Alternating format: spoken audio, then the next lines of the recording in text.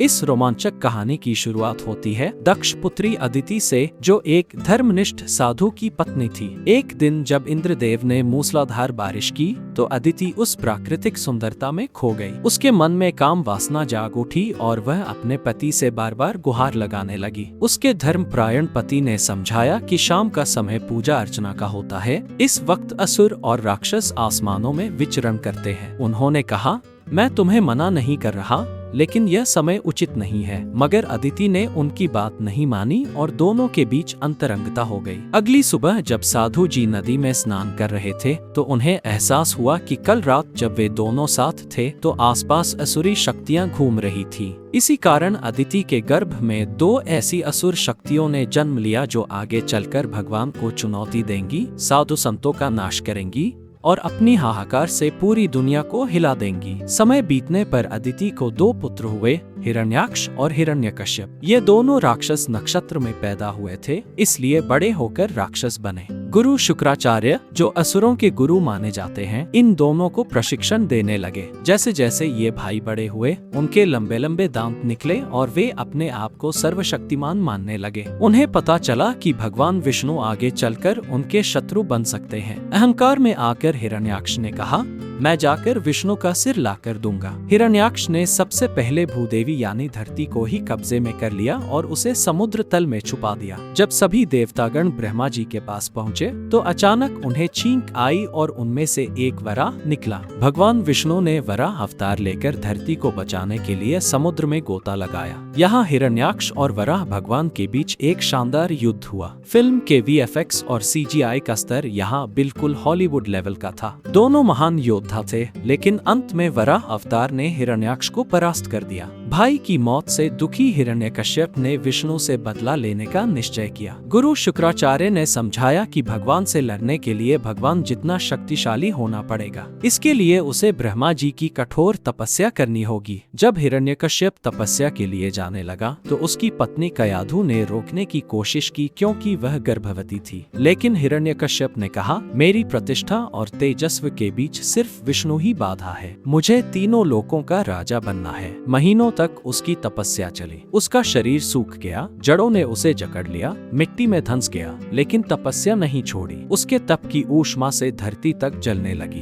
अंततः ब्रह्मा जी को प्रकट होना पड़ा। उन्होंने कहा, तुमने ऐसी तपस्या की है जो ना पहले किसी ने की, ना शायद भविष्य में कोई कर पाएगा। हिरण्यकश्यप ने चतुराई से वरदान मांगा, मेरी मौत ना घर के अंदर हो ना बाहर, ना सुबह हो ना रात, ना इंसान से हो ना भगवान से, ना तुच्छ प्राणी से हो ना भीमकाय से, ना धरती पर हो ना आसमान में। ब्रह्मा जी को यह वरदान देना पड़ा। इधर कयाधु, जो हरि नाम के जाप में लीन रह रही थी, को एक पुत्र हुआ, प्रहलाद। माँ के पेट में भगवान की प्रार्थना सुनने के कारण प्रहलाद भगवान विष्णु का परम भक्त बनकर पैदा हुआ। जब हिरण्यकश्यप ने अपने बेटे की परीक्षा ली और पूछा कि राजा कैसा होना चाहिए, तो प्रहलाद ने कहा, राजा को दुर्बलों की रक्षा करनी चाहिए, लोगों के कष्ट हरने चाहिए और भगवान की आराधना में विलीन होना चाहिए। यह सुनकर हिरण्यकश्यप को लगा कि किसी ने उसके बेटे का दिमाग भगवान के प्रति भर दिया है। क्लास में दूसरे बच्चे प्रहलाद का मजाक उड़ाते थे कि वह राजपुत्र होकर भगवान की प्रार्थना करता है,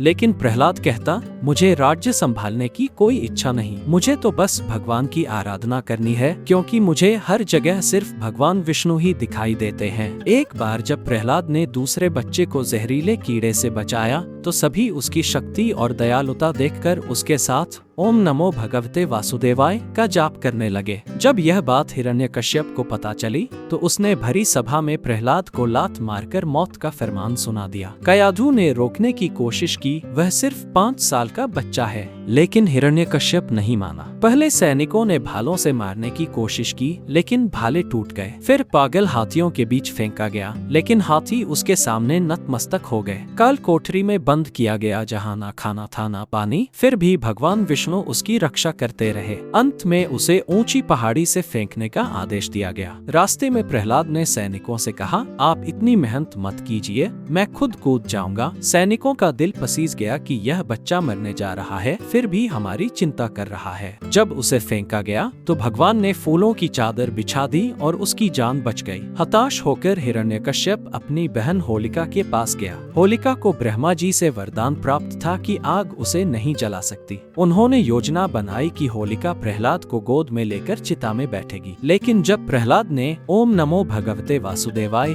का जाप किया तो उसके शरीर से निकलने वाला दिव्य तेज इतना प्रबल था कि होलिका जलकर भस्म हो गई। उसका वरदान सिर्फ बाहरी आग से बचाव के लिए था, अंदरी दिव्य तेज से नहीं। यही कारण है कि आज भी हम होली जलाकर इस विजय का जश्न मनाते हैं। गुस्से में आकर हिरण्यकश्यप ने प्रहलाद को दरबार में बुलाया और पूछा, क्या तेरा भगवान यहाँ खड़ा है? प्रहलाद ने निर्भीकता से कहा, हाँ, वे हर चीज में मौजूद हैं, इस खंभे में भी। क्या इस खंभे में तेरे विष्णु जी हैं? हिरण्यकश्यप ने व्यंग्य से पूछा। यह उसकी जिंदगी की सबसे बड़ी गलती थी। जैसे ही उसने गदा से स्तंभ तोड़ना शुरू किया, वहाँ से प्रकट हुए स्वयं भगवान विष्णु नरसिम्हा अवतार में, आधे इंसान आधे शेर। फिल्म का सबसे शानदार हिस्सा यहाँ आता है। पूरा बजट इस एपिक फाइट में लगाया गया लगता है। अष्टभुजाधारी नरसिम्हा और हिरण्यकश्यप के बीच भयंकर युद्ध हुआ। हिरण्यकश्यप ने अपना सुनहरा कवच भी उतारा और पूरी शक्ति से लड़ा, लेकिन भगवान के सामने उसकी एक न चली। भागकर जंगल में छुपने के बाद भी उसे हर जगह नरसिम्हा के दर्शन होने लगे। अंत में उसने अपना आकार ब्रह्मांड से भी बड़ा कर लिया, लेकिन भगवान के सामने वह चींटी के बराबर था। नरसिम्हा ने हिरण्यकश्यप को दरवाजे की चौखट पर अपनी जांघों पर लिटाया और कहा, तूने कहा था ना घर के अंदर मरेगा ना बाहर। देख, यह चौखट है। ना दिन में मरेगा ना रात में, यह शाम का समय है। ना इंसान से मरेगा ना देवता से, मैं आधा इंसान आधा पशु हूँ। ना धरती पर मरेगा ना आसमान में, तू मेरी जांघों पर है। ना अस्त्र से मरेगा ना शस्त्र से, ये मेरे नाखून हैं जो ना सजीव है ना निर्जीव। इसके बाद नरसिम्हा ने अपने नाखूनों से हिरण्यकश्यप का पेट फाड़ दिया और इस अत्याचारी का अंत हो गया। युद्ध के बाद भी नरसिम्हा का क्रोध शांत नहीं हुआ था। वे हर चीज को तोड़ने फोड़ने लगे। देवताओं ने ब्रह्मा जी से सलाह ली तो उन्होंने कहा, यह सब प्रहलाद की वजह से हुआ है। अब प्रहलाद ही उन्हें शांत कर सकता है। प्रहलाद ने जाकर हाथ जोड़े, प्रभु शांत हो जाइए। नरसिम्हा भगवान ने उसे अपनी गोद में बिठाया, प्यार से सहलाया और उनका क्रोध शांत हो गया। दोस्तों, इस महा अवतार नरसिम्हा की गाथा सिर्फ एक धार्मिक कहानी नहीं है। यह हमें सिखाती है कि अहंकार और अधर्म चाहे कितना भी शक्तिशाली हो, सच्ची भक्ति और धर्म के सामने टिक नहीं सकता। प्रहलाद का चरित्र दिखाता है कि निष्कपट भक्ति में इतनी शक्ति होती है कि सबसे कठिन परिस्थितियों में भी भगवान अपने भक्त की रक्षा करते हैं। हिरण्यकश्यप का किरदार बताता है कि वरदान पाकर भी अगर मन में अहंकार और द्वेष है तो विनाश निश्चित है। यह फिल्म हमारी भारतीय एनिमेशन इंडस्ट्री के लिए एक माइलस्टोन है। जिस तरह से मिथोलॉजिकल स्टोरीज को मॉडर्न टेक्नोलॉजी के साथ प्रेजेंट किया गया है, वह वाकई प्रशंसनीय है। आज के जमाने में जब बच्चे हॉलीवुड मूवीज देखते हैं तो इस तरह की क्वालिटी वाली इंडियन एनिमेटेड फिल्म्स उन्हें अपनी संस्कृति और मूल्यों से जोड़े रखने में मदद करती है। यह कहानी हमें याद दिलाती है कि भक्ति, विनम्रता और सच्चाई की हमेशा जीत होती है, चाहे सामने कितनी भी बड़ी शक्ति खड़ी हो। भगवान नरसिम्हा का यह अवतार सिखाता है कि जब भी धर्म पर आंच आती है तो प्रभु किसी न किसी रूप में अवतरित होकर अधर्म का नाश कर देते हैं। और सबसे खूबसूरत बात यह है कि भक्त प्रहलाद की निष्कपट आस्था ने दिखाया कि प्रेम और भक्ति में इतनी ताकत होती है कि भगवान के क्रोध को भी शांत कर सकती है।